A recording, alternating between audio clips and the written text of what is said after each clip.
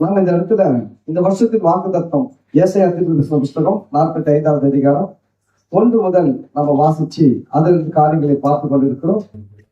எடுத்துக்கொள்ளுங்கள். ஏசாயா தீர்க்கதரிசன புஸ்தகம் 45வது அதிகாரம் 1 முதல் நம்ம வாசிக்கலாம். ஒரு 6 வசனங்கள் இருக்கு, வாசிச்சு போகலாம்.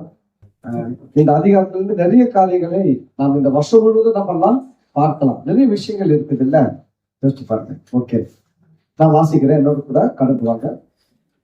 கர்த்தராகிய நான் அபிஷேகம் பண்ணின கோரேசுக்கு முன்பாக ஜாதிகளை கீழ்ப்படுத்தி ராஜாக்களின் இடைக்கட்டுகளை அவிழ்க்கும்படிக்கும், அவனுக்கு முன்பாக வாசல்கள் பூட்டப்படாதிருக்க கதவுகளை திறந்து வைக்கும்படிக்கும் அவனை பார்த்து அவன் வலது கையை பிடித்துக் கொண்டு அவனுக்கு சொல்லுகிறதாவது, நான் உனக்கு முன்னே போய் கோணலானவைகளை சபையாக்குவேன். உன்னை பெயர் சொல்லி அழைக்கிற இஸ்ரவேலின் தேவனாகிய கர்த்தர் நானே என்று நீ அறியும்படிக்கு வெண்கல கதவுகளை உடைத்து இரும்பு தாழ்பால்களை முறித்து அந்த காலத்தில் இருக்கிற பொக்கிஷங்களையும் ஒளிப்பிடத்தில் இருக்கிற புதையல்களையும் உனக்கு கொடுப்பேன். நான் என் தாசனாகிய யாக்கோபின் நிமித்தமும் நான் தெரிந்து கொண்ட இஸ்ரவேலின் நிமித்தமும் நான் உன்னை பெயர் சொல்லி அழைத்து நீ என்னை அறியாதிருந்தும் உனக்கு நாமம் தரித்தேன். நானே கர்த்தர், வேறொருவர் இல்லை, என்னை தவிர தேவன் இல்லை, என்னை தவிர ஒருவரும் இல்லை என்று சூரியன் உதிக்கிற திசையிலும் அது அஸ்தமிக்கிற திசையிலும் அறியப்படும்படிக்கு நீ என்னை அறியாதிருந்தும் நான் உனக்கு இடைக்கட்டு கட்டினேன். நானே கர்த்தர், வேறொருவர் இல்லை. அல்லேலூயா. இந்த இடத்துல நம்ம பார்க்கும்போது ஆண்டவர் கோரேசு கிட்ட சில காரியங்களை பேசுகிறார். கோரேஸ் ஒரு பெர்ஷியா ராஜா. கவனிங்க, இஸ்ரவேல் ஜனங்கள் தான் தேவனை அறிந்தவர்கள். இஸ்ரவேல் அல்லாத மற்ற மக்களுக்கு தேவனை பற்றி தெரியாது. ஆனா தேவன் இந்த உலகத்துல பார்க்கும்போது இஸ்ரவேல் ஜனங்கள்ல பாத்தீங்கன்னா அவர் என்ன பண்ணார்னா ஆபிரகாமை தெரிந்து கொண்டார். இந்த இஸ்ரவேல் ஜனங்கள் எப்படி வந்தாங்கன்னா ஆபிரகாம், இந்த ஆபிரகாம் பாத்தீங்கன்னா தேவனை அறியாதவராய் வாழ்ந்து வந்தார். ஆபிரகாம் தேவனை அறியாமல் ஒரு விக்கிரக ஆராதனை செய்து வந்தார். பிசாசு என்ன பண்ணிட்டான்னா ஆதாம் ஏவாள் காலத்திலிருந்து வஞ்சித்துட்டான். ஆதாம் ஏவாள்ல இருந்தே பிசாசு என்ன பண்ண ஆரம்பிச்சுன்னா பாவத்துல தள்ளி மக்களை வஞ்சித்து மெய்யான தெய்வத்தை வணங்காத படிக்கு அவங்க வாழ்க்கையெல்லாம் தாறுமாறாக்கி கெட்ட பழக்க வழக்கங்களை அவங்களுக்குள்ள உண்டாக்கி தேவன் மனுஷனை பார்க்கும்போது மனஸ்தாபப்பட்டார். ஏன் மனஸ்தாபப்பட்டார்? அவன் செய்யற செயல்கள், அவன் பண்ற அநியாயம், அக்கிரமம், அவன் வாழ்க்கையில அவன் பண்ற காரியங்கள் எல்லாம் பார்த்தா அவன் மனஸ்தாபப்பட்டார். அந்த அளவுக்கு இந்த உலகம் தாறுமாறா போய்விட்டது. அதன் மத்தியில கர்த்தர் நோவா என்கிற ஒரு மனுஷனை தேர்ந்தெடுத்து அந்த நோவா மூலமாக 8 பேரை காப்பாற்றி இந்த உலகம் முழுவதும் அழிக்கப்பட்டு போயிடுச்சு. அது 8 பேர்ல இருந்து வந்தவங்கதான் நோவாவுடைய 3 பிள்ளைகள். அதுல ஒருத்தருடைய சந்ததி தான் ஆபிரகாம் வந்திருக்கிறார். அதுல ஆபிரகாமை தேவன் சந்தித்து தேவன் ஆபிரகாமை அழைக்கிறார். ஆபிரகாமை அழைத்து அவருக்கு தன்னை வெளிப்படுத்தி தன்னை புரிய வைத்து அதற்கு பிறகு என்ன பண்றாருன்னா தேவன் ஆபிரகாம் மூலமாக ஈசாக்கை யாக்கோபை கொடுத்து யாக்கோபு மூலமாக 12 பிள்ளைகள் 12 சந்ததியாக கொடுத்து அதை ஒரு தேசமாகவே மாற்றி விட்டார். மாற்றி இந்த இஸ்ரவேல் ஜனங்களை இந்த உலகத்துக்கு ஒரு உதாரணமாக வச்சிருக்கிறாரு. கவனிங்க, இந்த முழு உலகத்துக்கும் தேவன் தெரிந்து கொள்ளுகிறவர்களை ஒரு உதாரணமாக வைத்திருக்கிறார். ஒண்ணு தெரியுங்களா, இன்னைக்கு உலகத்துல அதிகமான கண்டுபிடிப்புகளை கண்டுபிடிச்சவங்க யாருன்னு கேட்டீங்கன்னா யூதர்கள் தான். நம்ம யூஸ் பண்ற எல்லா எலக்ட்ரானிக்ஸ் அது இது எல்லாத்தையும் எடுத்து பார்த்தீங்கன்னா இந்த உலகத்துல அவங்க கண்டுபிடிச்சதுதான் அதிகம். ஏன்னா தேவன் என்ன பண்றதா அவர்களை தெரிந்து கொண்டு அவர்களுக்கு சில நன்மைகளை செய்து அவரை அறியாத ஜனங்களுக்கு அவர்கள் மூலமாக தேவன் தன்னை வெளிப்படுத்துகிறார். இப்ப அப்படிதான் இயேசு கிறிஸ்து மூலமாக தேவன் உங்களையும் என்னையும் தெரிந்து கொண்டார். ஏன் தெரிந்து கொண்டார் அப்படின்னா, எப்படி இஸ்ரவேல் ஜனங்களை தேவன் தெரிந்து கொண்டு அவங்களுக்கு தேவன் பார்த்தீங்கன்னா உலகத்திலே இல்லாத அளவுக்கு பெரிய ஞானத்தை கொடுத்தார். அறிவு, புத்தி, எல்லாவற்றையும் திறமைகள் எல்லாவற்றையும் கொடுத்து அவங்க மூலமாக தேவன் இந்த உலகத்துக்கு தன்னை வெளிப்படுத்தினது போல இப்ப இந்த காலத்துல என்ன பண்ணிருக்காரு, இயேசு கிறிஸ்து மூலமாக உங்களையும் என்னையும் தெரிந்து கொண்டு நம் மூலமாக தேவன் இந்த உலகத்துக்கு தன்னை வெளிப்படுத்துவார். ஆமென். அதுதான் கிறிஸ்தவங்களை நான் சொல்றது என்னன்னா, கிறிஸ்தவங்க ஆவிக்குரிய வாழ்க்கையும் நல்லா இருக்கணும். நீங்க ஆவிக்குரிய வாழ்க்கையில நல்லா இருக்கும் போது அது உங்களுக்கு ஒரு ஆசீர்வாதம், தேவனுக்கு ஒரு பிரியமா இருக்கும். அதே சமயம் அதுலயே நின்றுடக்கூடாது.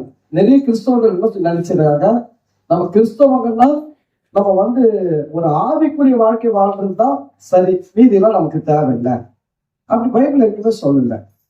ஆண்டு சொல்றாரு, முதலாவது தேவனுடைய ராஜ்யத்தையும் அவருடைய நீதியையும் தேடுங்கள் சொல்றாரு. அதோட நிறுத்தி இருக்கலாம் இல்லைங்களா? முதலாவது தேவனுடைய ராஜ்யத்தையும் அவருடைய நீதியை தேடுன்னு சொல்றாரு, அதோட நிறுத்தி இருக்கலாம்.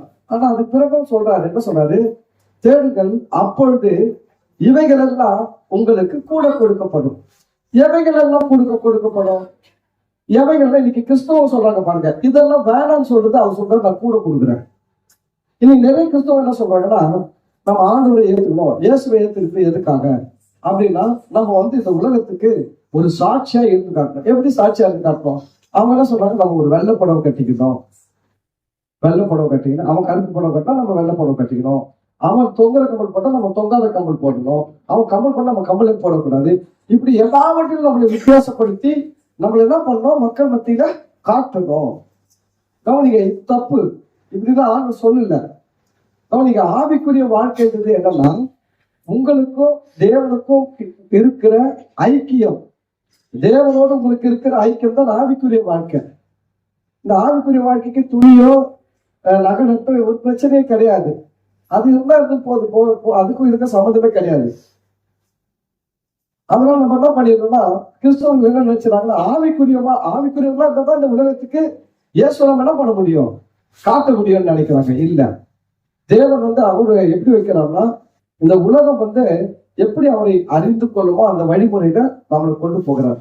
தேவன் நம்ம ஆவிக்குரிய வாழ்க்கையில செழிப்பாக்குவார், பொருளாதாரத்துல செழிப்பாக்குவார், சரீர சுகத்துல செழிப்பாக்குவார், சமாதானத்தில செழிப்பாக்குவார், கையின் பிரயாசங்களில செழிப்பாக்குவார், நம்முடைய பிள்ளைகளின் படிப்பில ஒரு செழிப்பை கட்டளையிடுவார்.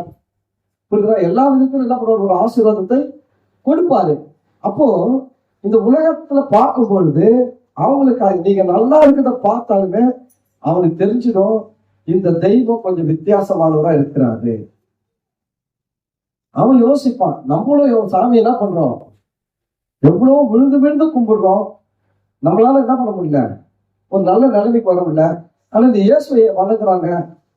என்ன சொல்லுவாங்க, கொஞ்ச நாள் முன்னாடி இவனும் என் கூட கோயில் தான் வந்தான், இப்ப இயேசு கோயிலுக்கு போனான், இப்ப எப்படி ஆயிட்டான், நல்லா ஆயிட்டான், நல்லா ஆகலாமா அவன்.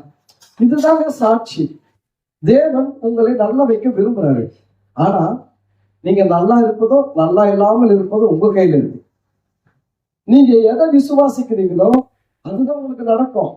தேவன் என்னை எல்லா விதத்திலும் நல்லா வைப்பாரு, அது மூலம் ஜனங்கள் இயேசுவை நம்புவாங்க, ஏற்றுக்கொள்வாங்க. நம்புனீங்கன்னா அதை விசுவாசிச்சீங்கன்னா நன்மைகள் உங்களுக்கு வரும்.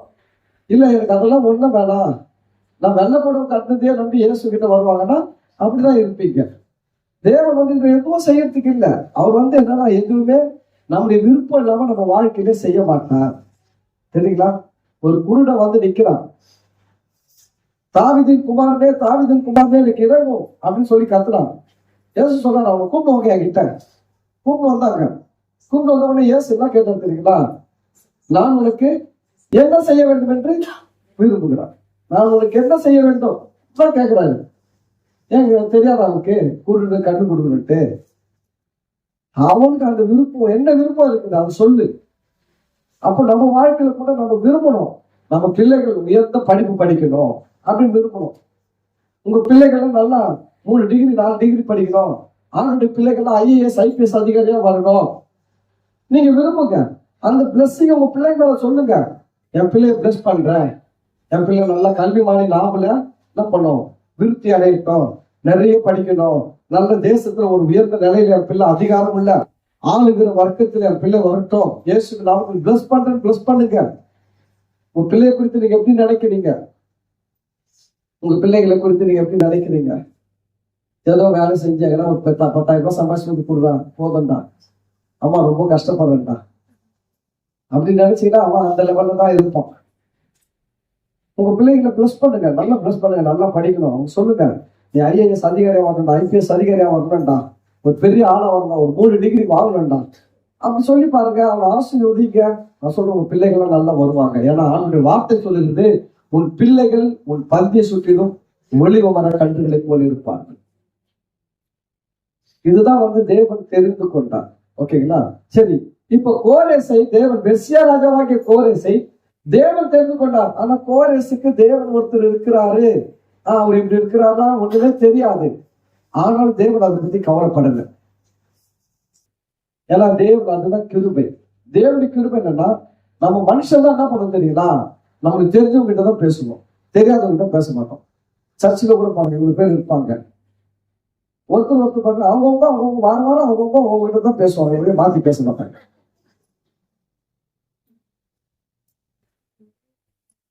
ஆனா தேவன் அப்படி கிடையாது. தேவன் எல்லாருக்கும் பேசுவார்.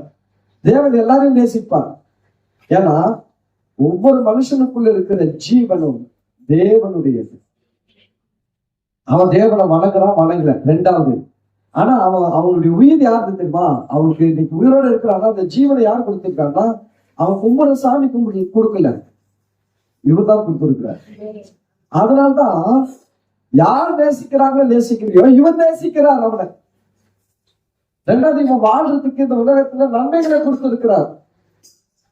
வானத்தை வச்சு அந்த சூரியன், சந்திரன், நட்சத்திரங்கள், மனுஷனுக்கு காற்று, தண்ணி, நிலம், விதைப்பு, அறுப்பு எல்லாவற்றையும் கொடுத்திருக்கிறார். மழை எல்லாவற்றையும் கொடுத்திருக்கிறார். இவன் அவர் வணங்குவா அப்படின்றதுக்காக கொடுக்கல. ஒரு காரணம் என்னன்னா, அவனை சிருஷ்டித்தவர் இவர் தான், அவனுக்கு ஜீவனை கொடுத்தவர் இவர் தான். ஆனால் அவனுக்கு அடிப்படை தேவைகளை சந்திக்கிறவர் கொடுத்திருக்கிறார். அப்போ தேவனுடைய தன்மையை நம்ம பார்க்கணும்னா, தேவன் நாம் அவரை அறியாமல் இருந்தாலும் அவர் நம்மை நேசிக்கிறவராக இருக்கிறார். இந்த இடத்துல பாத்தீங்கன்னா கோரேஸ் தேவனை அறியாதவனா இருக்கிறான். அந்த 5ஆவது வசனத்துல அப்படிதான் சொல்லி பாருங்க. 4ஆவது வசனத்துல, நான் உன்னை பெயர் சொல்லி அழைத்து நீ என்னை அறியாதிருந்தும் உனக்கு நாமும் தரித்தேன். தேவன் என்ன பண்றான்னா, பெயர் சொல்லி அழைக்கிற தேவன். ஏற்கனவே நான் பேசியிருக்கிறேன், தேவன் நம்மை பெயர் சொல்லி அழைக்கிறவன். நான் அதை பேசணும், அதை பத்தி ரொம்ப பேச விரும்பல. ஆனா ஒரு சில காரியங்கள் நான் சொல்ல விரும்புறேன். உங்களுடைய பெயர்கள் தேவனுக்கு தெரியும். ஏன்னா தேவன் கொடுத்த அநேக கட்டளைகளில ஒரு மிக முக்கியமான கட்டளை என்னன்னு பாத்தீங்கன்னா, ஆண்டவராகிய இயேசு கிறிஸ்துவை நம்புவது. தேவன் கொடுத்த அநேக கட்டளைகள்ல ஒரு மிகப்பெரிய கட்டளை என்னன்னா, ஆண்டவராகிய இயேசு கிறிஸ்துவை நம்புவது மிகப்பெரிய கட்டளை. ஒரு மனுஷன் இயேசுவை நம்பும் பொழுது தேவனுடைய அநேக கட்டளைகள்ல மிக முக்கியமான கட்டளைக்கு கீழ்ப்படுகிறான். இயேசுவை நம்பும் போது எதுக்கு கீழ்ப்படுகிறான்? மிக முக்கியமான கட்டளைக்கு கீழ்ப்படுகிறான். அதை நம்ம மறந்து போகக்கூடாது. அப்போ நீங்க இயேசுவை ஏற்றுக்கொண்டது, தேவன் நிறைய கட்டளை கொடுத்துக்கிறாரு. 1, 2, 3, 4, 5 இதுல நிறைய கட்டளைகள் கொடுத்து இதுல அவர்கிட்ட இதுல எது ரொம்ப முக்கியமான கட்டளை ஆண்டவரே அப்படின்னு அவர் தான் சொல்லுவாங்களா? இயேசுவை நம்புவது. அப்ப நீங்க நம்பர் 1 கமாண்ட்மெண்ட்டுக்கு என்ன பண்ணிருக்கீங்க? கீழ்ப்படிஞ்சு இருக்கிறீங்க. இயேசுவை நம்பி ஏற்றுக்கொண்டு இருக்கிறீங்க. அது முதல் பிரதான கட்டளை. அதனால தேவன் உங்க பேருங்களெல்லாம் மறக்க மாட்டாரு. உங்க பேர் வசம் சொல்லு, இயேசுவை ஏற்றுக்கொண்டவர்களை தேவன் அவருடைய ஜீவ புஸ்தகத்தில் எழுதி வச்சிருக்கிறார். உங்க பேர்ல எங்க எழுதி இருக்கு தெரியுங்களா? ஜீவ புஸ்தகம். திரும்ப உங்களுக்கு ஒரு நாள் நீங்க பரலோகத்துக்கு போனீங்கன்னா உங்க பேர்லாம் பரலோகத்துல ஜீவ புஸ்தகத்துல இருக்கும். ஆட்டுக்குட்டியானவருடைய புஸ்தகத்துல உங்க பேரெல்லாம் எழுதப்பட்டு இருக்கும். ஏன் எழுதப்பட்டிருக்கோம்? இயேசுவை ஏற்றுக்கொண்டது பெரிய பாக்கியம். நீங்க நினைக்கிறீங்க அதை செய்யணும் இதை செய்யணும் எல்லாம் ஓகே, நல்லதுதான். ஆனா எல்லாத்த விட பெரிய கிருபை என்ன தெரியுங்களா? இயேசுவை ஆண்டவராக ரட்சகராக ஏற்றுக்கொண்டிருக்கோம். ஆமென். சரி, அதுக்கு அடுத்தது பாத்தீங்கன்னா, இந்த கோரேசை குறித்து ஆண்டவர் சொல்லுங்க ஒரு வார்த்தை, நீ என்னை அறியாதிருந்தும். கோரேஸ் தேவன் என்ன பண்ணலன்னா அறியல, அவன் தெரியல. இதுக்கு பல காரணங்கள் இருக்குது. ஏன் தேவனை கோரேஸ் அறிந்து கொள்ளவில்லை? பல காரணங்கள் இருப்பான். அவன் பின்னணி, அவன் வந்த கலாச்சாரம்,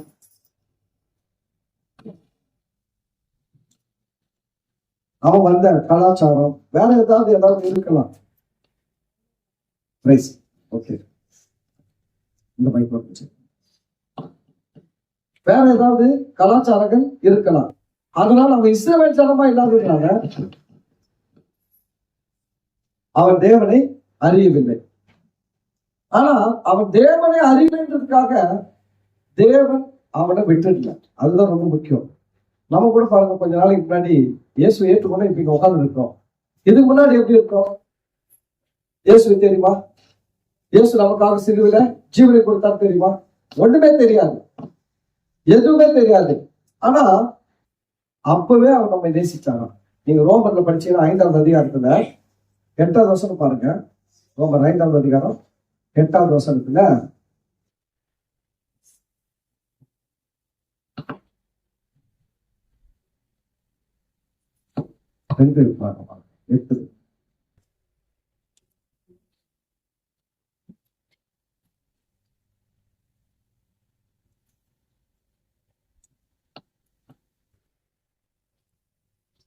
ரோமர் 5:8 பாருங்க.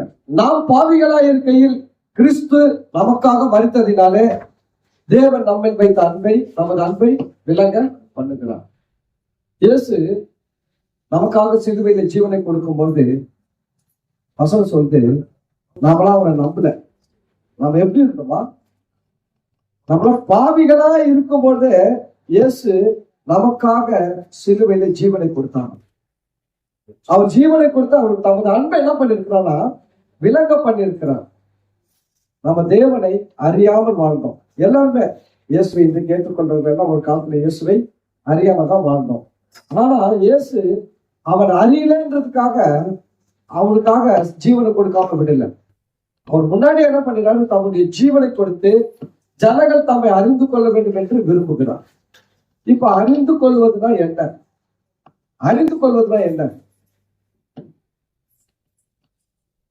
அறிந்து கொள்வதுன்னா ரொம்ப சிம்பிளா சொல்லணும்னா புரிஞ்சுக்கணும்.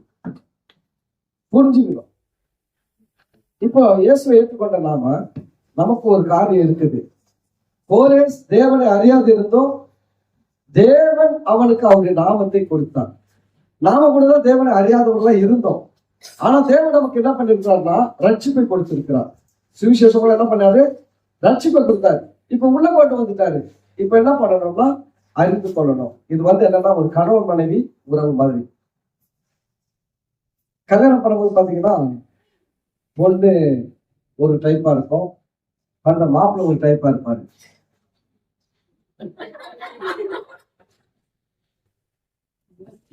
எப்படி என்ன பண்ணுவாங்கன்னா இந்த குடும்பத்துல என்ன பண்ணுவாங்க, பேசிடுவாங்க.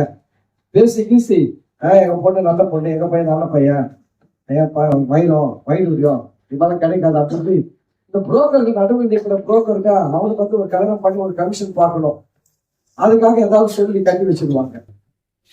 கல்யாணம் பண்ணி முடிச்ச பிறகுதான் நிறைய பிரச்சனைகளும் தொடங்கும்.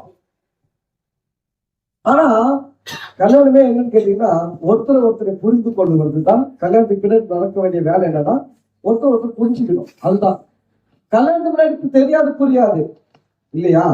ஆனா கல்யாணத்துக்கு பின்னாடி இப்ப என்ன எதுக்காக கல்யாணம் பண்ணி வச்சாங்கன்னா ஒருத்தர் நன்றாய் புரிந்து கொள்ள வேண்டும். அதுக்காக தான். இப்போ சபையை குறித்து பைபிள் என்ன சொல்றா? மணவாட்டி. இயேசு யாரு? மணவாளன். இப்ப இந்த மணவாளனை பற்றி என்ன பண்ணணும்? புரிந்து கொள்ள வேண்டும், புரிஞ்சுக்கணும். அதுதான் ரொம்ப முக்கியம். இந்த உலகத்துல பாருங்க, புரிஞ்சுக்கிட்டுனா அந்த குடும்பம் நல்லா இருக்கும். ஒருத்தர் புரிஞ்சுக்கிட்டா அந்த குடும்பம் நல்லா இருக்கும். நிறைய குடும்பம் உடையறதுக்கு காரணம் என்னன்னா ஒருவர் சரியாக புரிந்து கொள்ளல. அதுதான் பிரச்சனை. புரிஞ்சுக்க மாட்டேன்றாங்க. கணவர் ஒரு ஆங்கில பேசிட்டு இருப்பார், மனைவி ஒரு ஆங்கில பேசிட்டு இருப்பாங்க. கணவன் ஒண்ணு சொல்லுவாரு, இவங்க ஒண்ணு சொல்லுவாங்க. அவர் ஒண்ணு செய்வார், இவர் ஒண்ணு செய்வாரு. அப்போ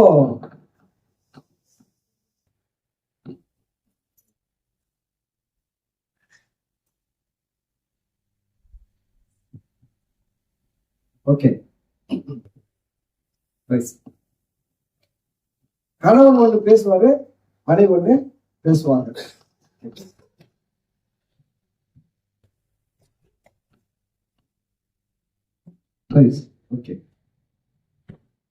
புரிந்து கொள்வது ரொம்ப ரொம்ப அவசியம். கணவன் ஒரு பக்கம், மனைவி ஒரு பக்கம், ரெண்டு பேரும் புரிஞ்சுக்காம இருந்தால்தான் பிரச்சனை என்ன பண்றது குடும்பத்துல வருது. சிலர்ல பாத்தீங்கன்னா வெறுத்து போய் பிரிஞ்ச போயிடுறாங்க. இந்த ஆளு என்ன புரிஞ்சுக்க மாட்டேன்றான், இந்த அம்மா என்ன புரிஞ்சுக்க மாட்டேங்குது அப்படின்னு சொல்லிட்டு வெறுத்து போய் பிரிஞ்சு கூட போயிடுறாங்க கணவன் மனைவிக்குள்ள. அப்போ கிறிஸ்துவுக்குள்ள நம்ம இயேசுவை புரிந்து கொள்ள வேண்டும். நம்முடைய பெரிய வேலை என்னன்னா இயேசுவை புரிந்து கொள்ளணும். நீங்க பைபிள்ல படிச்சீங்கன்னா நீங்க நிறைய இடத்துல வரும். கணவனை மனைவி பற்றி பேசும்போது ஆபிரகாம் ஈசாக்கு ரெபெக்காவை அறிந்தான். அறிஞ்ச உடனே என்ன நடக்குது அப்படின்னா குழந்தை பிறக்கிறது. ஒருத்தர் புரிஞ்சிங்கன்னா நன்மை பிறக்கும். லைஃப்ல ஒருத்தர் புரிஞ்சிங்கன்னா நன்மை பிறக்கும் அப்படின்னா வசனம் நீங்களா படிச்சு பாருங்க. எங்க படிச்சாலும் கணவன் மனைவி அறிந்தான் சொல்லி போட்ட உடனே அவன் ஒரு குழந்தையை பெற்றான். அப்போ அறிந்தால் அப்படின்னா என்னன்னா புரிந்து கொள்வது. ஒருத்தர் புரிஞ்சுக்கினா நன்மை பிறக்கும். அப்போ நமக்கும் தேவனுக்கும் ஒரு உறவு இருக்குது. இந்த உறவு மூலமாக நம்ம தேவனை எவ்வளவாய் புரிந்து கொள்கிறோமோ அவ்வளவாய் நம்ம வாழ்க்கையில நன்மைகள் பிறக்கும். தேவனை எப்படி புரிஞ்சுக்கணும் பாத்தீங்கன்னா, தேவன் 3 டைமென்ஷன்ல இருக்கிறாரு. பிதாவாகிய தேவனாக, வார்த்தையாகிய தேவனாக, பரிசுத்த ஆவியாகிய தேவனாக 3 டைமென்ஷன்ல இருக்கிறாரு. பிதாவாகிய தேவனை பற்றி நீங்க புரிந்து கொள்ளணும், தெரிஞ்சுக்கணும்னா பழைய ஏற்பாட்டுல போகணும். அப்படியே கட்டளைகள் எல்லாம் படிக்கணும். கட்டளைகள், ஒவ்வொரு கட்டளைக்கு பின்னாடி அவர் யாருன்றதை காட்டுது. பழைய ஏற்பாட்டுல அவருடைய நாமங்களை படிக்கணும். நாமங்களை படிக்கும்போது அவரை புரிந்து கொண்டவர்கள் சொன்னதுதான் நாமம். யெகோவா ஈரே அப்படின்னு சொல்றாரு யார்? ஆபிரகாம். அப்ப யெகோவா ஈரேனா என்ன அர்த்தம்? தேவன் தேவைகளை சந்திக்கிறவர். அப்ப அதை படிக்கும் போது நம்ம என்ன புரிஞ்சுக்கணும்னா, தேவனை குறித்த ஒரு அறிவு நமக்கு வரணும். தேவனின் தேவைகளை எல்லாம் என்ன பண்ணுவாரு? சந்திப்பாரு அப்படின்ட்டு. அதுக்கு அடுத்தது யெகோவா நிசி. யெகோவா நிசினா அவர் ஜெயம் தருகிறவர். உங்க வாழ்க்கையில தோல்வி இருக்கலாம், பிரச்சனை இருக்கலாம், போராட்டம் இருக்கலாம். ஆனா அதன் மத்தியில இவர் யெகோவா நிசியாக இருக்கிறவர் ஜெயித்து கொடுப்பார். அப்படிதான் புரிஞ்சுக்கணும். நம்ம தேவனை அறிந்து கொள்ளணும், புரிந்து கொள்ளணும். தேவனை குறித்து இன்னொரு நாமம் இருக்குது, யெகோவா ஷம்மா. யெகோவா ஷம்மானா என்ன அர்த்தம்? நம்ம கூடவே இருக்கிறார், கூடவே இருக்கிறார். அப்ப சில நேரத்துல நம்ம தனியா இருக்க மாதிரி ஒரு ஃபீலிங் வரலாம். சில நேரத்துல நம்ம கூட யாருமே இல்லைன்ற மாதிரி இருக்கலாம். சில நேரத்துல என்ன செய்ய போறோம், எதை செய்ய போறோம்னு தெரியலன்ற மாதிரி ஒரு யோசனை வரலாம். ஆனா அப்பெல்லாம் நீங்க தேவனை அறிஞ்சு இருந்தா என்ன பண்ணுவீங்கன்னா, இந்த பேர்ல உங்களுக்கு அவரை புரிந்து கொள்ள உதவியா இருக்கும். யெகோவா ஷம்மா என்னோடு இருக்கிறார். அவர் இன்னொரு பேர் யெகோவா ஷாலோம். யெகோவா ஷாலோம்னா சமாதானம் தருகிற தேவன். இந்த உலகத்துல சமாதானம் கிடையாது மனுஷனுக்கு. காசு பணம் கூட சம்பாதிச்சிடலாம், வீடு வாசல் கார்லாம் கூட வாங்கிடலாம், சமாதானத்தை வாங்கவும் முடியல, சமாதானத்தை தொலைச்சிடலாம். எல்லாத்தையும் வாங்கினா சமாதானத்தை தொலைச்சிடலாம். ஆனா கர்த்தர் மட்டும் சமாதானம் தருகிறவர். ஏன்னா பழைய ஏற்பாட்டுல ஆண்டவரை குறித்து நீதிபதிகள் 10:22 சொல்லிட்டு, கர்த்தரின் ஆசீர்வாதமே ஐஸ்வர்யத்தை தரும், அதனோடு வேதனையை கூட்டார். உலகத்தில் ஆசீர்வாதம் வரும், வேதனையும் கூட்டிடும். ஆனா கர்த்தருடைய ஆசீர்வாதம் வரும்பொழுது அங்கு வேதனை இருக்காது, சமாதானம் இருக்கும். அல்லேலூயா. அப்ப நீங்க தேவனை எப்படி அறியணும் அப்படின்னா, அதுதான் பைபிள் யார் கொடுத்து இருக்கிறாருன்னா, நம்ம வேதத்தை படிக்கும் பொழுது, தேவனுடைய நாமங்களை படிக்கும் பொழுது, தேவனுடைய வார்த்தைகள் மூலமா தான் தேவனை அறிய முடியும். ஒரு ஆளை எப்படி புரிஞ்சுக்கலாம்? ஒரு ஆளை எப்படிங்க புரிஞ்சுக்கலாம்? அவர் பேசுறது கேட்டாலும் புரிஞ்சுக்க முடியும். ஒரு வார்த்தையும் பேசாத ஒரு ஆளை புரிஞ்சிக்கவே முடியாது. அவர் காரம் பிடிக்குமா? பேசவே மாட்டாங்க. இருப்பாருன்னு வச்சுக்கோங்களேன், அவரை என்ன புரிஞ்சுக்க முடியும்? அவர் பிரியாணி பிடிக்குமா, பிரிஞ்சி பிடிக்குமா? அப்ப அவருக்கு பிரியாணி பிடிக்குன்னு எப்படி தெரியும்? பேசினாலும் தெரியும் இல்லையா? அவருடைய வார்த்தை மூலம் தான் ஒரு மனுஷனை அறிந்து கொள்ள முடியும். அது போலதான் தேவனுடைய வார்த்தை மூலமாக தான் அறிந்து கொள்ள முடியும். தேவனுடைய வார்த்தை இல்லாம தேவனை நம்மளால அறிந்து கொள்ளவே முடியாது. ரொம்ப அடிப்படை தேவனுடைய வார்த்தை. அப்போ தேவனுடைய வார்த்தை எங்க இருக்குது? பைபிள் படிக்கணும். அதுதான் ஏன் பைபிள் படிக்கிறோம்? பைபிள் படிச்சா தேவனுடைய வார்த்தை இருக்குது. தேவனுடைய வார்த்தை மூலமாக தேவனை அறியலாம். அவருடைய பேர் பார்த்தீங்கன்னா இன்னொன்னு யெகோவா ரஃபா. யெகோவா ரஃபானா என்ன அர்த்தம்னா சுகம் தருகிறோம். அப்ப நீங்க அதெல்லாம் படிக்கும் போது நீங்க என்ன பண்ணணும்? புரிஞ்சுக்கணும். என் தேவன் யெகோவா ரஃபாவா இருக்கிறார், என் தேவன் யெகோவா ரூவாவா இருக்கிறார். யெகோவா ரூவானா மேய்ப்பர். யெகோவா சபையோர், அவர் சேனைகளின் கர்த்தர். அவர் எபினேசரா இருக்கிறார். இதுவரைக்கும் உதவி செஞ்சார், இனிமேலும் உதவி செய்வார். அவர் எல்ரோயி, என்னை காண்கிற தேவனாய் இருக்கிறார். அவர் எல்ஷடாய், அவர் சர்வ வல்லமையுள்ள தேவன். அவர் யெகோவா சிக்கேனு, என்னுடைய நீதியா இருக்கிற கர்த்தர். அவருடைய நாமம் யெகோவா ஓசேனு, என்னை உருவாக்குகிற கர்த்தர். புரியுதுங்களா? இப்படி நிறைய பெயர்கள் அவருக்கு இருக்குது. ஒவ்வொரு பேரையும் நீங்க படிக்கும் போது அதை தேவன் அறிந்து கொள்ள அது உங்களுக்கு உதவியா இருக்கு. புதிய ஏற்பாட்டுல வந்து இயேசுவை அறிந்து கொள்ளலாம், இயேசுவை புரிஞ்சுக்கலாம், அறிந்து கொள்ளலாம். எப்படி அறிந்து கொள்ளலாம் இயேசுவைனா? புதிய ஏற்பாட்டுல வந்து பாருங்க, இயேசுடைய அன்பு, இரக்கம், தயவு, செயல், ஒவ்வொரு செயல், இயேசு செஞ்ச ஒவ்வொரு செயலை பாருங்க, இயேசு பேசின ஒவ்வொரு வார்த்தையை பாருங்க. இயேசு அதன் போல நம்ம என்ன பண்ணாலும் அறிந்து கொள்ளலாம். இயேசு பாத்தீங்கன்னா எவ்வளவு பெரிய தவறு செஞ்சு வந்தவங்க கூட மன்னிச்சு ஏத்துக்கிறார். இயேசு பேசாம பேசல. உலகமே கல்லெடுத்து நிக்குது, இவ வந்து இந்த தவறு செஞ்சா இவளை கல்லடிச்சு சாகடிக்கணும். ஆனா இயேசு அந்த பெண்ணை கூட மன்னிச்சு ஏற்றுக்கொண்டார். இயேசு புரிந்து கொள்ளுங்கள், இயேசுவை அறிந்து கொள்ளுங்கள். அதுக்கு அடுத்தது இயேசு அறிந்து கொள்ளுங்கள். புதிய ஏற்பாட்டில் இருக்கிற எல்லாவற்றையும் படிக்கணும். அதுக்கு அடுத்தது உங்க ஒவ்வொருத்தருக்குள்ள பரிசுத்தாவினர் இருக்கிறார். இந்த பரிசுத்தாவினவரை நாம் அறிந்து கொள்ள வேண்டும். அது ரொம்ப முக்கியம். இப்போ பிதா குமாரன் எங்க இருக்கிறாங்க? பரலோகத்துல இருக்கிறாங்க. உங்களுக்குள்ள யாரு இருக்குது? பரிசுத்தாவினர். இப்ப இந்த பரிசுத்தாவினரை நீங்க அறிந்து கொண்டாதான் நான் சொல்றேன், உங்க லைஃப் ரொம்ப நல்லா இருக்கும். இங்க உட்கார்ந்து இருக்கிற உங்க ஒவ்வொருத்தருக்குள்ளேயும் பரிசுத்தாவினர் வாசம் பண்ணுகிறார். முதலாவது அது விசுவாசி. எனக்குள்ள ஆண்டவர் வாசம் பண்றாரு. நம்மளால ஏன் விசுவாசிக்க முடியல அப்படின்னா, சில பேரை நம்ப முடியல. காரணம் என்னன்னா, நம்மளுக்குள்ள ஒரு தாழ்வு மனப்பான்மை, குற்ற மனசாட்சி. நாங்க தகுதி இருக்குது, நாளா என்ன தகுதி இருக்குது, எனக்குள்ள கடவுள் எப்படிங்க வருவாரு?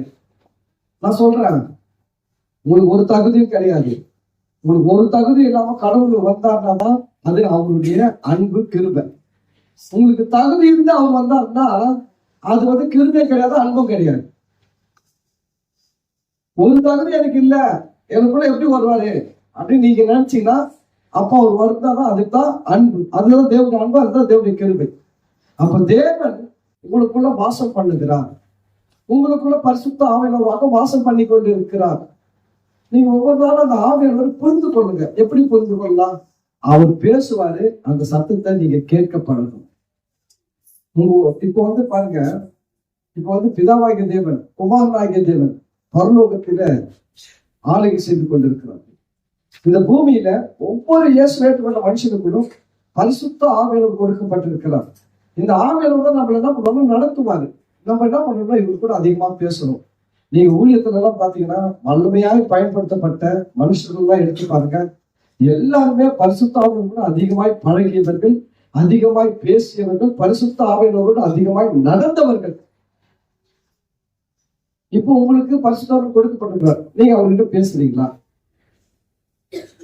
உங்களுக்குள்ள இருக்கிற பரிசுத்த ஆவியானவரை என்னைக்காவது கனம் பண்ணி இருக்கிறீங்களா? உங்களுக்குள்ள இருக்கிற பரிசுத்த ஆவியானவரை என்னைக்காவது அவர் பார்த்து ஆவியானவரை நேசிக்கிறேன்னு சொல்லி இருக்கிறீங்களா? உங்களுக்குள்ள பரிசுத்த ஆவியானவர் இருக்கிறார், அவரை வச்சு என்ன பண்றீங்க? ஒண்ணு தெரியுங்களா? உங்களுக்குள்ள இருக்கிற ஆவியானவர் உங்களை குறித்து வைராக்கிய வாஞ்சையா இருக்கிறார் என்று வேதம் சொல்கிறது. உங்களை குறித்து எப்படி இருக்கிறாரா? வைராக்கிய வாஞ்சை. அப்படின்னா என்னன்னா, இந்த உலகத்துல உங்களை பாவத்துல தள்ள பிசாசு பல திட்டங்கள் போடுவான். ஆனா அதுல இருந்து உங்களை காப்பாத்தி நிறுத்தி உயர்த்த உங்களுக்குள்ள இருக்கிற ஆவியானவர் செயல்படுங்க. அது தெரியுங்களா உங்களுக்கு?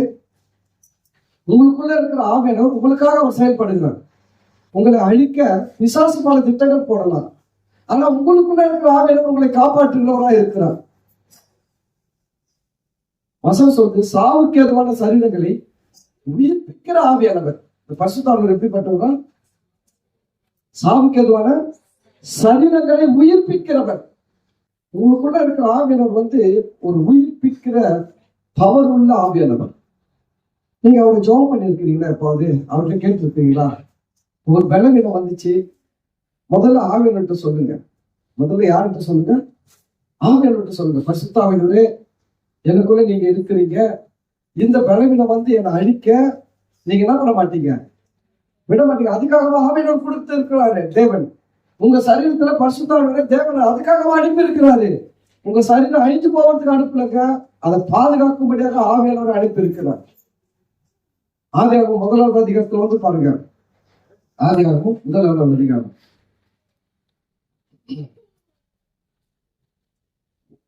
முதல் வசனம், ஆதியிலே தேவன் வானத்தையும் பூமியும் சிருஷ்டித்தார். 2வது வசனம், பூமி ஒழுங்கின்மையும் வெறுமையுமாய் இருந்தது, ஆழத்தின் மேல் இருள் இருந்தது, ஜலத்தின் மேல் ஆவியானவர் அசைவாடி கொண்டிருந்தார். அப்போ கவனிங்க, இந்த ஆவியானவர் ஜலத்தின் மேல என்ன பண்ணிட்டு இருக்காரு?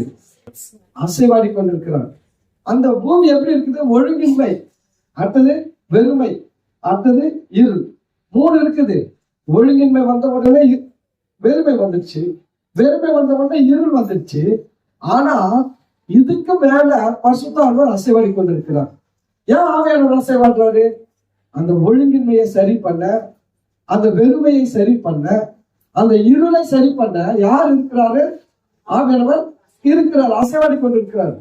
ஆனா ஆவியானவர் அங்க செயல்பட்டாரா? இருக்கிறாரு, செயல்படுங்க. நல்லா கவனிங்க, ஆவியானவர் இருக்கிறாரு, ஒழுங்கின்மை இருக்குது, வெறுமை இருக்குது, இருள் இருக்குது, ஆவியானவர் இருக்கிறாரு. இதை எதுவுமே சரி பண்ணல. எப்ப சரி பண்றாரு? அடுத்த வசனத்தை பாத்தீங்கன்னா, தேவன் வெளிச்சம் உண்டாக கடவுது என்றார். தேவன் என்ன பண்றாரு?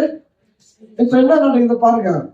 2வது அதிகாரத்துல ஒழுங்கின்மை, வெறுமை, இருள் இருக்குது, ஆவியானவர் இருக்கிறாரு, ஆவியானவர் சரி பண்ணல.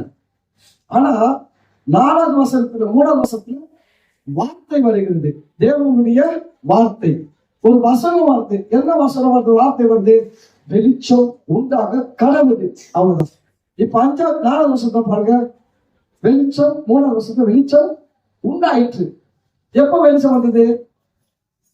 வார்த்தை வந்த உடனே செயல் வந்துதான் வரலீங்களா? அப்படிதாங்க உங்களுக்குள்ள பரிசுத்த ஆவியானவர் இருக்கிறார். உங்க வாழ்க்கையில, உங்களுடைய சரீரத்துல, தொழில, வேலை ஸ்தலத்துல, படிப்புல சில ஒழுங்கின்மைகள், சில இருள்கள், சில வெறுமைகள் இருக்கலாம். ஆவியானவர் இருக்கிறாரு, இதுவும் இருக்குது. ஆவியானவர் இருக்கிறாரு, இதுவும் இருக்கும். அப்போ நமக்குள்ள என்ன ஒரு கேள்வி வரலாம்? ஆவியானவர் இருந்தா ஏன் இதெல்லாம் சரி பண்ணல? கடவுள் ஒருத்தர் ஏன் இருக்கிறாரு, எனக்குள்ள கடவுள் இருக்கிறான்னு சொல்றாரு பாஸ்டர். அப்ப எனக்கு ஏன் இதை சரி பண்ணல? ஏன் சரி பண்ணலன்னா, வசனத்துல பாருங்க, 3வது வசனத்துல வார்த்தை வந்த உடனே தான் வெளிச்சம் வந்தது. வார்த்தை வர்றதுக்கு முன்னாடி தான் வரல, வெளிச்சம் வரல. தேவன் இருக்கிறார், பரிசுத்த ஆவியாகிய தேவன் இருக்கிறார், ஆனா வெளிச்சம் வரல. அப்போ உங்க வாழ்க்கையில கூட தேவனுடைய வார்த்தை வரணும். வார்த்தையை நீங்க எடுத்து பேசணும். பேசும்பொழுது இந்த ஆவியானவர் என்ன பண்ணுவார்னா, வெளிச்சத்தை கொண்டு வருவார். உதாரணமா, ஒரு வியாதி இருக்குது உங்க சரீரத்துல, ஒரு பலவீனம் இருக்குது அப்படின்னா, நீங்க அது மத்தியில ஆவியானவர் இருக்கிறார் உங்க சரீரத்துல தான். இந்த ஆவியானவர் எப்படிப்பட்டவர்? சாவுக்கு எதுவான சரீரங்களை உயிர்ப்பிக்கிற ஆவியானவர். இந்த ஆவியானவர் எப்படிப்பட்டவர்? இதை எப்படி சொல்லணும்னா, ஒழுங்கின்மையை சரி செய்யக்கூடிய ஆவியானவர், வெறுமையை சரி செய்யக்கூடிய ஆவியானவர், எல்லாருடைய இருளையும் வெளிச்சமே மாற்றக்கூடிய ஆவியானவர் அவர் இருக்கிறாரு.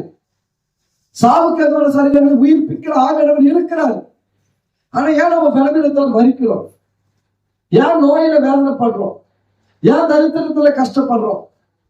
ஏன் பாவத்துல போய் மாட்டிக்கிறோம்? ஏன் நம்மளால ஒரு வெற்றியா வாழ முடியல அப்படின்னா, நம்ம அந்த இடத்துல வசனத்தை கொண்டு வரது இல்லை.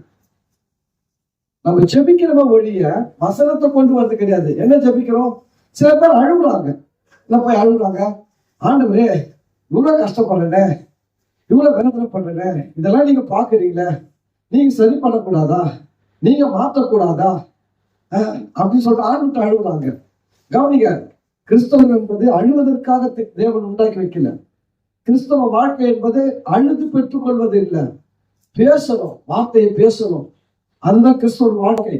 கிறிஸ்தவங்களுக்கு மற்றவங்களுக்கு பெரிய வித்தியாசம். மற்றவங்க கும்பிடுற சாமி அவங்களுக்கு கொடுக்கல எதுவுமே. அவன் அழுதாதான் அது முடிவு பண்ண, கொடுக்கலாமா வேண்டாமான்ட்டு. கிறிஸ்தவர்களுக்கு அப்படி இல்லை. இயேசு கிறிஸ்து சிலுவையில எல்லாவற்றையும் கொடுத்து விட்டார். கொடுக்காதவங்க தான் அழுது முடிவு பண்ணணும். அது முடிவு பண்ண, கொடுக்கலாமா வேணாமா, எவ்வளவு அழுதான் பாரு, கஷ்டப்பட்டா இருந்தாலும் உண்மையா இருந்தாலும் பொய்யா இருந்தாலும் ரொம்ப நாள் இருந்தாலும் எல்லாம் பார்த்து கணக்கு போட்டு கூட்டி கழிச்சு சரி இவன் செய்யலாம் போ அப்படின்னு முடிவு எடுக்கும். இங்க அப்படி கிடையாது. இங்க ஆண்டவர் உங்களுக்காக சிலுவையில என்றைக்கு ஜீவனை கொடுத்தாரோ. ரோமர்ல 8வது அதிகாரம் 32வது வசனத்தை பார்த்தீங்கன்னா, ரோமர் 8:32 பாருங்க.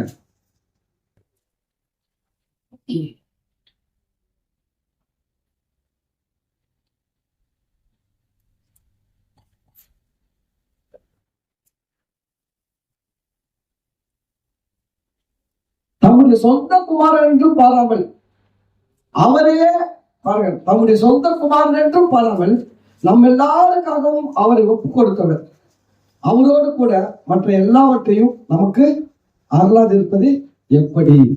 எவ்வளவு அழகா சொல்றாரு பாருங்க. அவருடைய சொந்த குமாரனே, ஒரே யோசிச்சு பாருங்க, ஒரு வீட்டுல கோடிக்கணக்கான சொத்துக்கு ஒரே ஒரு குழந்தை வாரிசு. அந்த குழந்தையுடைய உயிரையே கொடுத்து உங்களை ஒருத்தர் காப்பாத்திருக்கலாம் வச்சுக்கங்க. அவர் வீட்டுல இருக்கிற ஒரு பீரோ தர மாட்டாரா? ஒரு கார் தர மாட்டாரா? அவர் வீட்டுல இருக்கிற ஒரு செயினை தர மாட்டாரா? எது முக்கியம்? வீட்டுல இருக்கிற பீரோ, காரு, கட்லு, கண்டா குண்டாவை விட குழந்தையுடைய உயிர் தானே முக்கியம். அந்த உயிரையே உங்களுக்காக அவர் கொடுத்திருக்கிறாருன்னா இதெல்லாம் தரமாட்டாரா? அதான் சொல்லுது வசனம் சொல்லுது, தம்முடைய சொந்த குமார் என்று பாராமல் நம்ம எல்லாருக்காகவும் அவரை ஒப்பு கொடுத்தவர், அவரோடு கூட மற்ற எல்லாவற்றையும் அருளாது இருப்பது எப்படி? உங்களுக்கு தேவையான சுகத்தை கொடுக்காமல் இருப்பது எப்படி? உங்களுக்கு ஒரு ஜீவனை கொடுக்காமல் இருப்பது எப்படி? உங்களுக்கு ஒரு நன்மையை கொடுக்காமல் இருப்பது எப்படி? அவரையே கொடுத்துட்டாரு, குமாரனையே கொடுத்துட்டாரு, ஜீவனையே கொடுத்துட்டாரு. இந்த தரமாட்டாரா? தருவாரா? தரமாட்டாரா? தருவாரா? அவ்வளவுதான் முடிஞ்சு போச்சு. சிலுவையில எல்லாவற்றையும் உங்களுக்கு கொடுத்து விட்டார். சிலுவையில உங்களுக்கு என்ன பண்ணாரு? கொடுத்துட்டாரு. இப்ப நீங்க அதை எடுக்கிற மாதிரிதான் செய்யணும். எப்படி எடுக்கணும்னா, முதல்ல தேவனை புரிஞ்சுக்கணுங்க. தயவு செஞ்சு புரிஞ்சுக்கினா தான் எடுக்க முடியும். புரிஞ்சுக்கலன்னா எடுக்கவே முடியாதுங்க.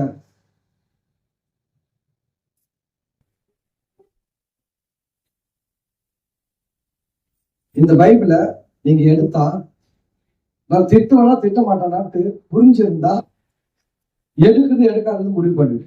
கரெக்டா? என்ன நீங்க புரிஞ்சிக்கவே இல்லைன்னா, நான் ஒருவேளை இந்த பைபிள் நீங்க தொட்ட திட்டாத ஆக கூட இருப்பேன். ஆனா நீங்க என்ன பண்ண மாட்டீங்க? தொட மாட்டீங்க. ஏன்னா புரிஞ்சிக்கல. ஏன்னா புரிஞ்சிக்காதனால தூரமாவே இருக்கீங்க. அப்போ தேவனை நாம் புரிந்து கொள்ள வேண்டும். பரிசுத்தாவினரை புரிந்து கொள்ளணும். பரிசுத்தாவினர் எதுக்காக உங்களுக்கு கொடுக்கப்பட்டிருக்கிறார்? எதுக்காக கொடுக்கப்பட்டார்? பரலோகத்துல அவர் கனவுன்னு உங்களுக்குள்ள வந்து வாசம் பண்றதுக்கு உங்களுக்கு அனுப்பப்பட்டிருக்கிறார்னா, ஏன் அனுப்பப்பட்டிருக்கிறாரு?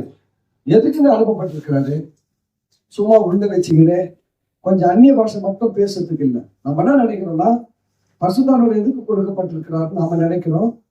ஏதோ கொஞ்ச நேரம் அந்த ஆராதனை நேரத்துல அந்நிய பாஷை பேசுனா கொஞ்சம் அந்நிய பாஷை பேசுறதுக்கு ஆவியானவர் உதவி செய்வாரு. அவ்வளவுதான் அவர் வேலை. அந்நிய பாஷை பேச முடிச்சுட்ட பேர் அவரு ஆஃப் பண்ணிடணும். அவர் ஒரு மூலையில இருக்கணும். நம்ம வேலையை நம்ம என்ன பண்றோம்? எல்லாவற்றையும் செய்யணும் அப்படின்னு நம்ம முடிவு பண்ணிக்கிறோம். ஆனா அதுக்கு மட்டும் கொடுக்கல. பரிசுத்த ஆவிக்குள்ள பாருங்க, சுகம் இருக்குது, பலன் இருக்குது. பரிசுத்த உங்களுக்குள்ள இருக்க பரிசுத்த ஆவியானவர் எல்லாவற்றையும் செய்ய வல்லமை உள்ளவர். எல்லாவற்றையும் செய்வார். என்ன செய்வார்? எது வேணாலும் செய்வாருங்க. எந்த நன்மை வேணாலும் கொடுப்பாரு. அவரால் உங்களுக்கு செய்ய முடியாத ஒரு நன்மையும் கிடையாது. நீங்க கடவுளை தேடி அங்க எங்கெல்லாம் ஓட வேண்டியதே கிடையாதுங்க. உங்களுக்குள்ளவே இருக்கிறாருங்க. உங்களுக்குள்ளவே இருக்கிறாரு. என்னன்னா நம்ம அவர் கொஞ்சம் வந்து புரிஞ்சுக்கல. நமக்குள்ள இருக்கிற ஆவியானவர் நம்ம புரிஞ்சுக்கிறதே கிடையாது. உங்களுக்குள்ள இருக்கிற ஆவியானவர் குறித்து அவர் சாவுக்கு எதுவான சரீரங்களை உயிர்ப்பிக்கிற ஆவியானவர். அது மட்டும் கிடையாது, பரிசுத்தாவிற்குள்ள பெரிய வல்லமைலாம் இருக்குது. அதெல்லாம் நம்ம இன்னும் பார்க்கல, அனுபவிக்கல. நம்ம அதெல்லாம் அனுபவிச்சா வச்சுக்கங்களேன், நம்ம லைஃபே வேற மாதிரி போயிடும். பிலிப்பன்றவர் பாத்தீங்கன்னா, பிலிப்பன்றவர் சுவிசேஷம் ஊழியம் செய்யறாரு. ஒரு இடத்துல ஊழியம் செஞ்சுட்டே இருக்கிறாருங்க. டக்குன்னு ஆவியானவர் என்ன பண்ணாரு தெரியுங்களா? அவரு அங்கிருந்து மறைச்சி பல கிலோமீட்டருக்கு அப்பால இருக்கிற ஒரு பாலைவனத்துல கொண்டு போயிட்டாரு. வனாந்தரத்துல, ஒரு வனாந்தரத்துல அங்க எத்தியோப்பியா என்ற ராஜஸ்திரியின் மந்திரி போயிருக்கிறாரு. அந்த மந்திரியுடைய அந்த பேர் அங்க கொண்டு போயிட்டாரு. பரிசுத்தாவினுடைய செயல்பாடுகளும் தெரியுங்களா? நீங்க பரிசுத்தாவினோடு அதிகமாக புரிந்து கொள்ள, ஆவினோடு பேச, ஆவினோடு பழக பழக பழக. நான் சொல்லுங்க, சில இடத்துல ஊழியக்காரங்க போய் நிற்கும் போதே அற்புதங்கள் நடக்கும். ஜெபம் பண்ணும் போது இல்லை, நிற்கும் போதே நடக்கும். ஏன் நடக்குதுன்னா அவங்களுக்குள்ள இருக்க ஆவினோட அவங்க நிறைய புரிஞ்சுக்கிறாங்க. புரிந்து கொள்ள அவங்க செயல்படுவான். ஆவியனோட எப்ப செயல்படுறாரு? நீங்க அதிகமாக புரிந்து கொள்ள. இப்போ உங்களுக்குள்ள இல்லைன்னா நீங்க புரிஞ்சுக்க முடியாது. உங்களுக்குள்ள இருக்கிறாருல, இருக்கிறத நீங்க புரிந்து கொள்ள முடியும். புரிந்து கொள்ள நிறைய நடக்கும். இப்போ அதே போல இப்ப ஆவியனோரை பத்தி ஒரு காரியம் புரிஞ்சுக்கிறீங்க. இப்ப ஆவியனோர் எப்படி செயல்படுவாரு?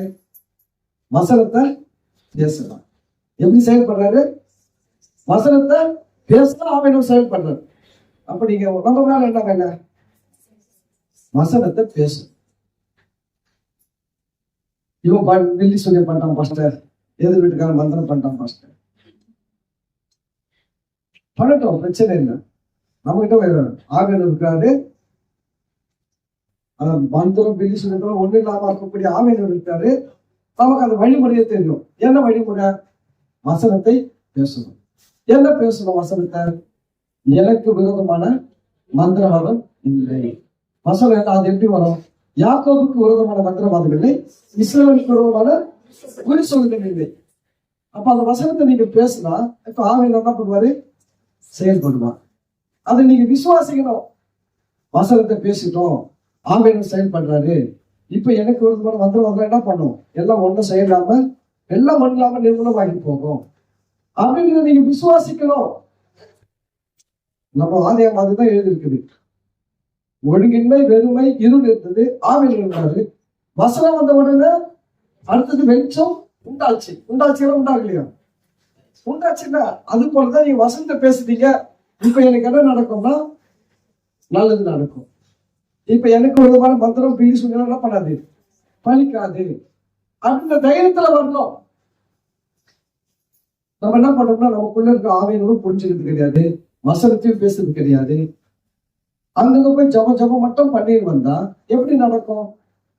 யோசிச்சு பாருங்க. தேவன் எதுக்கு உங்களுக்கு ஆவியனும் ஒவ்வொருத்தருக்கும் தனிப்பட்ட முறையில பரிசுத்தாவினரை கொடுத்திருக்கிறார். ஒவ்வொருத்தருக்குள்ள கொடுத்திருக்கிறாரு. எதுக்கு கொடுத்திருக்காரு? அவரை வாங்கி சும்மா வைக்கிறதுக்கு இல்ல, அவர் பயன்படுத்து. அவர் புரிஞ்சுக்கங்க, இந்த ஆவியனர் உங்களுக்காக தான் இந்த பூமியில இருக்கிறாரு. இல்லைன்னா அந்த பூமியில வர வேண்டிய அவசியமே கிடையாது. உங்களுக்காக இந்த பூமியில வந்து உங்களுக்குள்ள வாசம் பண்ணி கொண்டு இருக்கிறார். பிசாசு தான் கெடுப்பான். எப்படி கெடுப்பான்? நீ என்ன பெரிய யோகியமா? உனக்குள்ள கடவுள் இருக்கிறாரா? உன்னை பத்தி தெரியாதா? அவனா சொல்லுவான், நீ எவ்வளவு சீரியல் பாக்குற, உனக்குள்ள எப்படி இருப்பாரு? நீ என்னன்னா கெட்ட வார்த்தைலாம் பேசுற, சண்டை போடுற, உனக்குள்ள எப்படி இருப்பாரு? பிசாசு என்ன பண்ணாலும் அது உடைக்கிற வேலை தான் அவன் வேலை. உனக்குள்ள இருக்க மாட்டாரே ஆவியானவர் சொல்றதுதான் பிசாசுடைய வேலை. அதுக்கு அவன் நிறைய ரீசன்ஸ் எடுப்பான். நம்ம கிட்ட இருக்கிற குறைகள் எல்லாம் எடுத்து லைனா போட்டு காட்டுவான். போட்டு காட்டி, நீ பாரு, நம்பர் 1 நீ இப்படி இருக்கிற, நம்பர் 2 இது, நம்பர் 3 இப்படி, நம்பர் 4 எல்லாத்தையும் லைனா சொல்லி என்ன சொல்றாங்க? உனக்குள்ள ஆவியானவர் எப்படி இருப்பாரு? நீ என்ன பெரிய ஆள் நினைச்சிருக்கிற உன்ன? அவர் சொல்லுவாரு. அவர் சொன்னா கடவுள் உங்களுக்குள்ள இருப்பாரா? உன்னை பத்தி யோசிச்சு பாருங்க கொஞ்சம். நீ யாரு? அவருக்கு தெரியாது, ஆனா எனக்கு தெரியும். பிசாசு அப்படிதான் பேசுவான். பாசம் உன்னை பத்தி தெரியாது, ஆனா எனக்கு உன்னை பத்தி தெரியும். நீ என்னடா பண்றது எனக்கு தெரியல, இவ்வளவு பண்றிய, இப்ப உனக்குள்ள ஆவியானவர் இருப்பாரா? அதான் பிசாசுடைய காரணம். கவனிங்க, வசனம் சொல்லி ஒழுங்கின்மை, வெறுமை, இருள் இருக்கிற இடத்துலதான் யார் இருந்தாரு? அங்க ஆவியானவர் வந்து ஒழுங்கின்மை இருக்குது, நான் இருக்க மாட்டேன்னு சொல்லி இல்லை. அங்க வெறுமை இருக்குது, நான் இருக்க மாட்டேன்னு சொல்லி இல்லை. அங்க இருள் இருக்குது, நான் இருக்க மாட்டேன்னு சொல்லி இல்லை. அங்க அவர் இருக்கிறாரு. இருக்கிறதுடைய நோக்கமே என்னன்னா அதை சரி செய்யதான் இருக்கிறாரு. நான் சொல்றேன், அப்ப நீங்க வந்து உங்களுக்குள்ள சில குறைகள்லாம் இருக்குதுன்னா பிசாசு அந்த குறைகள் எல்லாம் சொல்லி காட்டி நீ உங்களுக்குள்ள ஆவியானவர் இல்லைன்னு சொல்லுவான். நீங்க சொல்லணும், எனக்குள்ள இருக்கிறதுக்கு காரணம் இதெல்லாம் சரி பண்றதே தான் இருக்கிறாரு. எனக்குள்ள ஆவியானவர் இருக்கிறதுக்கே காரணம் என்ன? இதெல்லாம் சரிபடுதான். அவர் உங்களை ஸ்திரப்படுத்தி, ஸ்திரப்படுத்தி, பலப்படுத்தி நிலைநிறுத்துவார். ஆனவர் உங்களுக்குள்ள இருக்க ஆவியானவர் உங்களை சீர்படுவாரு, ஸ்திரப்படுத்துவாரு, பலப்படுத்துவாரு, நிலைநிறுத்துவார். அதுதான் உள்ள ஆவியானவர் கொடுக்கப்பட்டிருக்கிறாரு.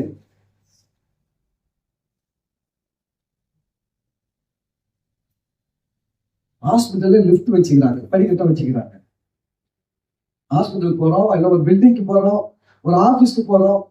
ஒரு ஆபீஸ்ல படிக்கட்ட வச்சிருக்கிறாங்க, லிப்ட் வச்சுக்கிறாங்க. எதுக்கு லிப்ட் வச்சுக்கிறாங்க? ஏற முடியாதவங்களுக்கு, ஏற முடியாதவங்களுக்கு லிப்ட், ஏறி போவவங்களுக்கு படிக்கட்டு வச்சுக்கிறாங்க. நம்மளாம் படிக்கட்டே கண்ணுக்கு தெரியும். நம்மளாம் எது படிக்கட்டியா கண்ணுக்கு தான், அது எப்படி கண்ணுல தெரிஞ்சாலும் சரி, லிப்டே கப்பாரு.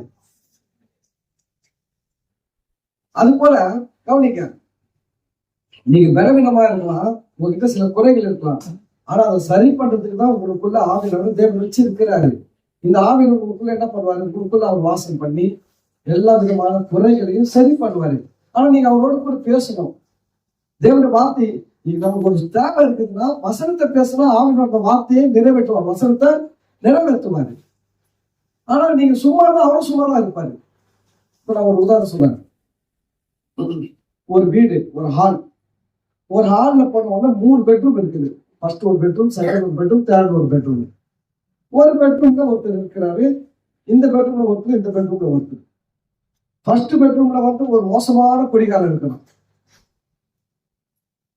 செகண்ட் பெட்ரூம்ல வந்து இவன் கூட பேசுவோம், அவன் கூட பேசுவோம், அந்த மாதிரி ஒருத்தர் இருக்கலாம். இந்த குடிகாரன் கூடவும் ஃப்ரெண்ட்ஷிப்பு. அந்த பெட்ரூம்ல இருக்கிற 3வது பெட்ரூம்ல இருக்கு பாத்தீங்கன்னா, அவர் மகா ரொம்ப ரொம்ப யோக்கியமானவர், பரிசுத்தமானவர், அவருக்கு எந்த குறையும் கண்டுபிடிக்காது இருக்காது. ஆனா ஒரு வீடு, ஒரு குடும்பம், இந்த குடும்பத்துல ஒரு குடும்பன்ற வீட்டுல இருக்கிறாங்க. இப்ப அவர் என்ன பண்ண மாட்டாருன்னா, அவர் ரூம்ல அவர் இருப்பாரு, இவன் ரூம்ல இவன் இருப்பான். கவனிக்க, இவன் வந்து அவரை மாத்தவே முடியாது குடிகாரலாம். ஆனா அவரோட ஒரு நாள் மீட் பண்ணி பேசி என்ன பண்ணுவாரு? குடியில இருந்து மாத்தி நல்லவனா மாத்திடுவாரு. அவருக்கு அந்த பவர் இருக்கு. ஆவியானவர் உங்களுக்குள்ள எப்படி இருக்கிறான்னா, உங்களுடைய ஆவியில வாசம் பண்ணி இருக்கிறோம். இந்த ஆத்மா எப்படின்னா, இந்த பக்கமும் பேசும், அந்த பக்கமும் பேசும். இது யாரு கொஞ்சம் ரொம்ப பேசுறாங்களோ அவங்க கூட சேர்ந்துக்கும். இவன் தான் மோசமானவன். சரீரம், சரீரம் தான் ரொம்ப மோசமானவன். இந்த சரீரம் என்ன பண்ண தெரியுங்களா? எப்ப பார்த்தாலும் இது தேவையானது தான் கேட்கும்.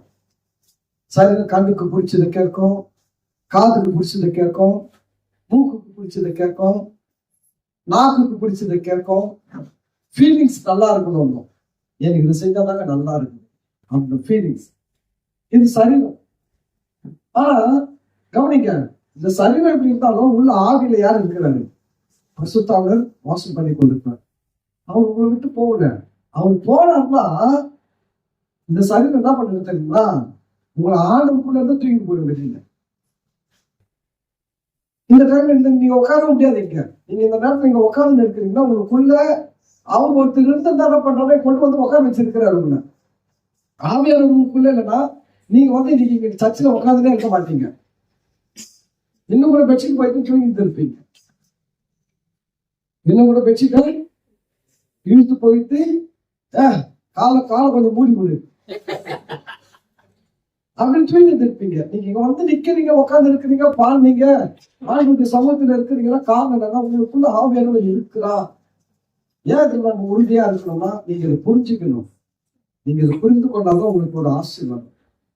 எப்பவுமே நீங்க யார் வேணாலும் இருக்கலாம், வயசானவங்களா இருக்கலாம், வாலிபரா இருக்கலாம், ஆணா இருக்கலாம், பெண்ணா இருக்கலாம், படிச்சவங்களா இருக்கலாம், படிக்காதவங்களா இருக்கலாம். ஆனா உங்களுக்குள்ள ஆவியானவர் இருக்கு. இந்த ஆவியானவர் ரொம்ப வல்லமை உள்ளவர், சாதாரண தெய்வம் கிடையாது. உங்களுக்குள்ள இருக்கிற ஆவியானவர் பயங்கர வல்லமை உள்ளவர், பயங்கர பவர்ஃபுல். இந்த ஆவியானவருடைய அற்புதங்கள்லாம் நான் சொன்னவங்க தாங்க மாட்டீங்க, அவ்வளவு அற்புதங்கள் செய்வாரு. ஆவியானவர் போனான்னு வச்சுக்கோங்களேன், நீங்க வந்து இந்த ஆவியானவருக்கு நல்லா பழகிட்டு இந்த ஆவியானவருடைய செயல்பாடுகள்லாம் உங்களுக்குள்ள பெருக ஆரம்பிச்சிருச்சுன்னு வச்சுக்கோங்களேன். பெருகனா எப்படி பெருகும்? வசனத்தை பேச பேச, வசனத்தை பேச பேச ஆவியானுடைய செயல்கள் உங்களுக்குள்ள பெருகிக்கிட்டே வரும். நீங்க சுகத்துக்குரிய வசனத்தை பேசினா சுகமா பெருகும் சரீரத்துல. ஆசீர்வாதத்துக்குரிய வசனத்தை பேசினா ஆசீர்வாதமா பெருகும். பரிசுத்தத்துக்குரிய வசனத்தை பேசினா பரிசுத்தமா பெருகும். ஆவியானுடைய வல்லமைகளை பற்றி நீங்க பேசுனீங்கன்னா அப்படி வல்லமையான செயல்கள் எல்லாம் வெளிப்படும். நீங்க சும்மா நடந்து போனாலுமே பயங்கரமான அற்புதங்கள் நடக்கும். நீங்க கையை வைக்க வேணாம், காலை வைக்க வேணாம், சும்மா நடந்து போனாலும் சும்மா அற்புதங்கள் நடக்கும். ஏன்னா உங்களுக்குள்ள இருக்கிற ஆவியானவர் பெரியவர். தெரியல உங்களுக்கு தெரியல. நம்ம மக்களுக்கு நிறைய பேர் தெரியல ஆவியானவர் எவ்வளவு பெரியவரும் தெரியல. ஆனா வாங்கி சும்மா வச்சுட்டு இருக்கிறீங்க. இவரு உள்ள வச்சுக்கிட்டு நீங்களும் ஒரு பரிதாபமா இருக்கிறீங்க. இன்னைக்கு ஒரு முடிவு பண்ணுங்க. உங்க குடும்ப பின்னணி தேவையில்லை.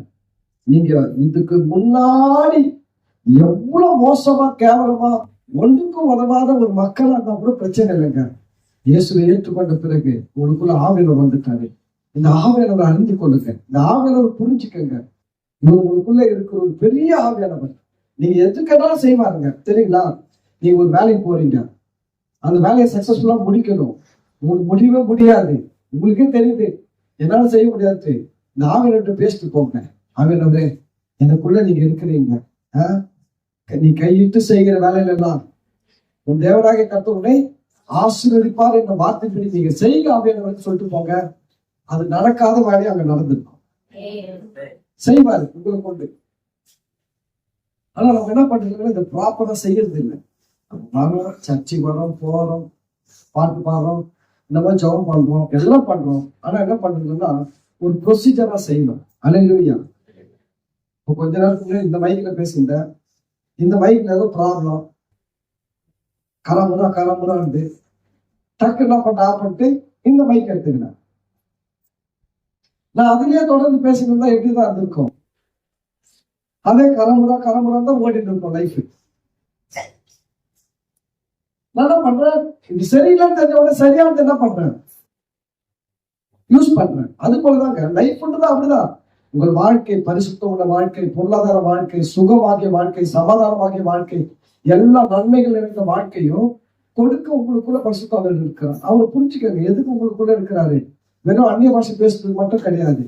அவருக்குள்ள பெரிய வரங்கள்லாம் இருக்குது. ஒன்னு சொல்றீங்களா, பரிசுத்தவர்களுக்கு நிறைய வரங்கள் இருக்கு, வரம் இருக்குது. அதெல்லாம் உங்க மூலமா வெளிப்படும். அப்போ உங்களுக்குள்ள இப்ப என்ன தேவை உங்களுக்கு தெரிஞ்சிச்சு. நமக்குள்ள வெறுமை இருக்குது, ஒழுங்கின்மை இருக்குது, இருள் இருக்குது. நமக்குள்ள பரிசுத்தவர் இருக்கிறாரு. இப்ப நமக்கு நன்மை நடக்கணும். நன்மை நடக்கணும். நம்ம இப்ப என்ன பண்ணணும், வார்த்தையை பேசணும். வார்த்தையை பேசினா அவன் என்ன பண்ணணும், நிச்சயமா செய்வாங்கலாம். செய்வாங்க, செஞ்சாருங்க. அதே இடத்துல இப்பவும் செய்வான். சரி, இதெல்லாம் மறந்துடக்கூடாது. இதெல்லாம் என்ன பண்ணக்கூடாது, மறந்துடக்கூடாது. ஏதோ வந்தோம் போறோம்னு இருக்கக்கூடாது. இப்ப என்ன பண்ண, நீங்க வீட்டுக்கு போயிட்டு கொஞ்சம் நல்லா ஜெபம் பண்ணி உங்களுக்குள்ள இருக்கிற ஆவியானவர் கூட பேசு. உங்களுக்குள்ள இருக்கிற ஆவியானவர் கூட பேசு. ஆவியானவர் வாக்குக்கு அடங்காத பெருமூச்சுகளோடு நமக்காக வேண்டுதல் விண்ணப்பங்களை செய்வாங்க. அந்நிய பாஷைக்கு ஒரு பெரிய கிஃப்ட்.